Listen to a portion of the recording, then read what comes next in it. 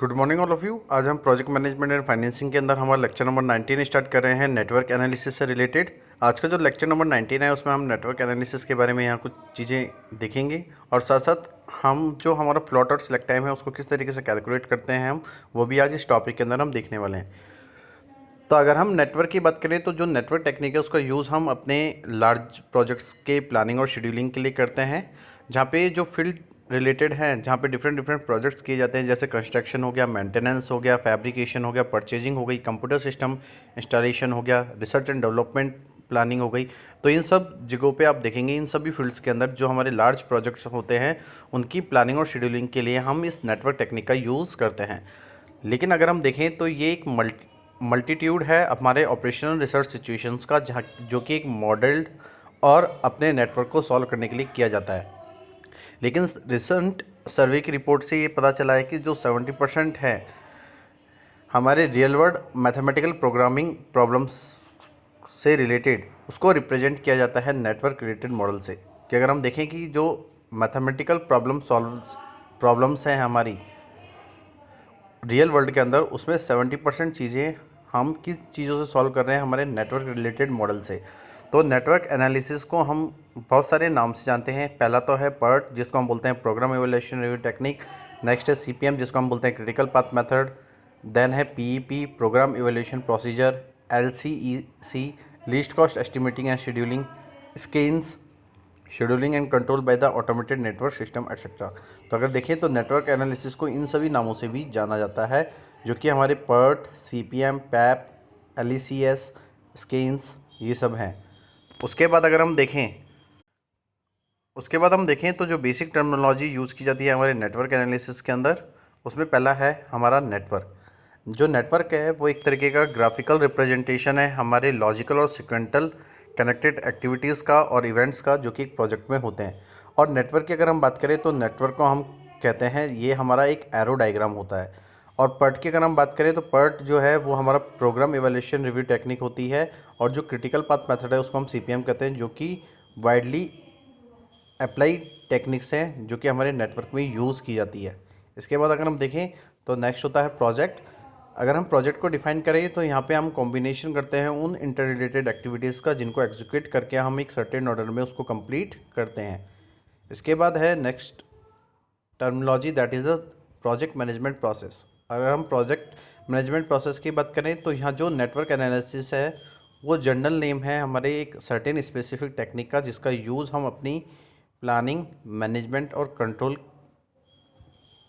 के लिए करते हैं जब हम किसी प्रोजेक्ट में होते हैं। तो अगर प्रोजेक्ट में के अंदर हमें अपनी प्लानिंग करनी है, उसका मैनेजमेंट देखना है, उसमें कंट्रोल करना है, तो उसके लिए हमें अपनी नेटवर्क एनालिसिस को यूज़ करना होता है, एक स्पेसिफिक टेक्निक का यूज़ करना होता है।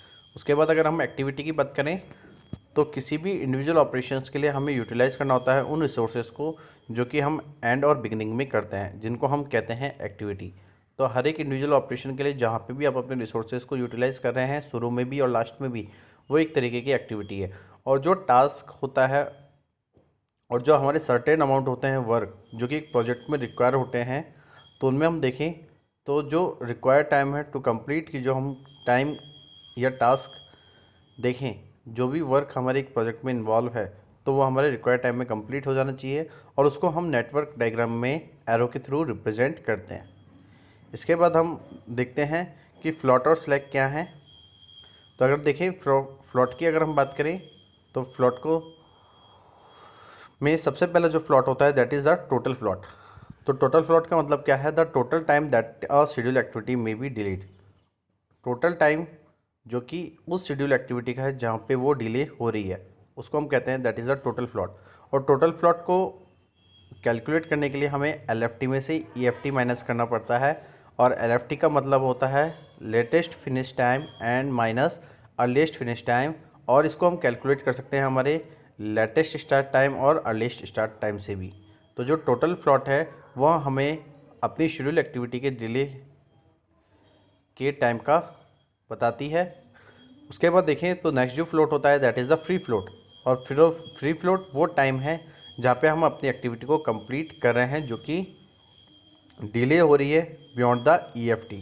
अर्लीस्ट फिनिश टाइम के बियॉन्ड वो डिले हो रही है, तो उस एक्टिविटी के कंप्लीशन टाइम को हम फ्री फ्लोट कहते हैं। तो जो EFT है वो without affecting EST of scheduling activity को बताती है। तो जो EFT है मतलब हमारा जो अर्लीस्ट फिनिश टाइम है वो हमारे अर्लीस्ट स्टार्ट टाइम को बताएगा, जो कि हमारी सक्सीडिंग एक्टिविटी का होगा। तो जो फ्री फ्लोट है उसमें हम EST में से EFT को माइनस करते हैं। EST हमारी क्या है, अर्लीस्ट स्टार्ट टाइम, जो कि हमारी सक्सीडिंग एक्टिविटी का होता है, और अर्लीस्ट फिनिश टाइम जो कि हमारी प्रेजेंट एक्टिविटी का होगा। इसके बाद अगर हम देखें तो नेक्स्ट है हमारा इंटरफियरिंग फ्लोट। अगर हम इंटरफियरिंग फ्लोट की बात करें तो ये वो पार्ट है हमारे टोटल फ्लोट का जो कि कॉज कर रहा है हमारी टोटल फ्लोट के रिडक्शन को, जो कि हमारी सक्सेसर एक्टिविटी की है। तो जो इंटरफियरिंग फ्लोट होता है उसके लिए जो फार्मूला यूज़ किया जाता है वो होता है LFT प्रेजेंट एक्टिविटी की माइनस EST सक्सेसरिंग एक्टिविटी की, जो कि हमारी नेक्स्ट एक्टिविटी है। तो इंटरफेयरिंग फ्लोट के लिए हमें अपने लेटेस्ट फिनिश टाइम जो कि प्रेजेंट एक्टिविटी का होगा उसमें से हमारे अर्लीस्ट स्टार्ट टाइम को, जो कि हमारी अगली सक्सेसरिंग एक्टिविटी होगी, उसको माइनस करना होगा।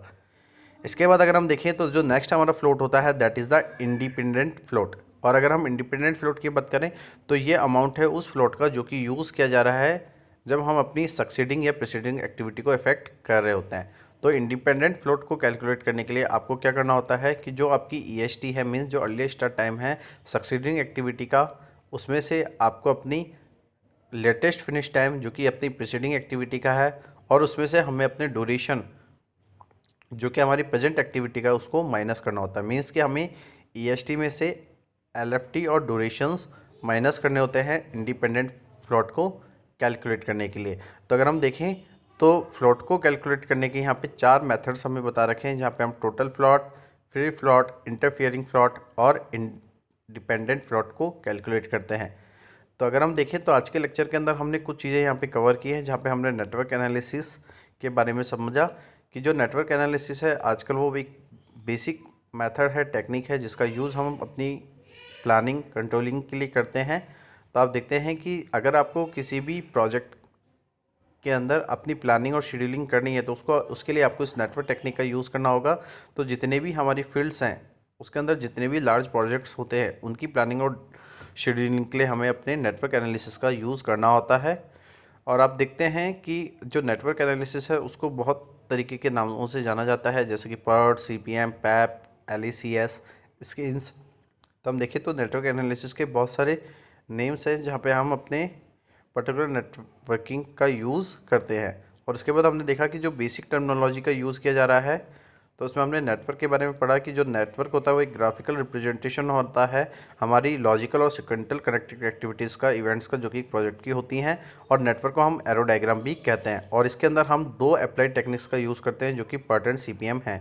इसके बाद हमने देखा कि जो प्रोजेक्ट होता है, प्रोजेक्ट को अगर हम डिफाइन करते हैं तो वो एक कॉम्बिनेशन है इंटर रिलेटेड एक्टिविटीज़ का, जो कि एग्जीक्यूट की जाती है एक सर्टेन ऑर्डर में जब हमारा प्रोजेक्ट कंप्लीट होने वाला होता है। उसके बाद हमने देखा प्रोजेक्ट मैनेजमेंट प्रोसेस को। तो वहाँ पे हमने देखा कि जो नेटवर्क एनालिसिस है वो एक जनरल नेम है हमारे सर्टेन स्पेसिफिक टेक्निक्स का, जिसका यूज़ हम अपने प्रोजेक्ट की प्लानिंग, मैनेजमेंट और कंट्रोलिंग के लिए करते हैं। उसके बाद हमने देखिए नेक्स्ट जो पॉइंट था दैट इज़ द एक्टिविटी। तो जो इंडिविजुअल ऑपरेशंस होते हैं जहाँ पे हम अपने रिसोर्सेज का यूटिलाइजेशन करते हैं एंड में और बिगिनिंग में, उसको एक्टिविटी कहा जाता है। और जो भी टास्क है, जो भी सर्टेन अमाउंट ऑफ वर्क है हमारे प्रोजेक्ट के अंदर जो रिक्वायर्ड है, उसके लिए हमें अपने प्रोजेक्ट को कंप्लीट करने के लिए उस रिक्वायर्ड टाइम को देखना होता है जब वो कंप्लीट होगी, और उसको हम रिप्रेजेंट करते हैं एरो से। और लास्ट में हमने देखा कि जो फ्लोट है वो किस किस तरीके से कैलकुलेट किए जाते हैं। तो जो टोटल फ्लोट होता है उसका जो फार्मूला होता है वो होता है LFT minus CFT, latest finish time minus earliest finish time. इसको हम दूसरे तरीके से भी निकाल सकते हैं जहाँ पे हम लेटेस्ट स्टार्ट टाइम और अर्लीस्ट स्टार्ट टाइम के बेसिस पे भी टोटल फ्लोट निकाल सकते हैं। तो आप फिनिश टाइम और स्टार्ट टाइम दोनों के बेसिस पे आप टोटल फ्लोट को कैलकुलेट कर सकते हैं। उसके बाद हमने देखा कि नेक्स्ट जो फ्लोट होता है वो होता है हमारा फ्री फ्लोट। और फ्री फ्लोट को कैलकुलेट करने के लिए हमें क्या करना होता है, EST और EST को EFT में से माइनस करना होता है। तो EST जो होती है मतलब अर्लीस्ट जो स्टार्ट टाइम है वो हमारी सक्सीडिंग एक्टिविटी का होता है, और जो अर्लीस्ट फिनिश टाइम है वो हमारी प्रेजेंट एक्टिविटी का होता है। उसके बाद हमने जो थर्ड फ्लोट है वो पढ़ा था इंटरफियरिंग फ्लोट। और इंटरफियरिंग फ्लोट का जो फार्मूला होता है that is the LFT and EST। LFT minus EST।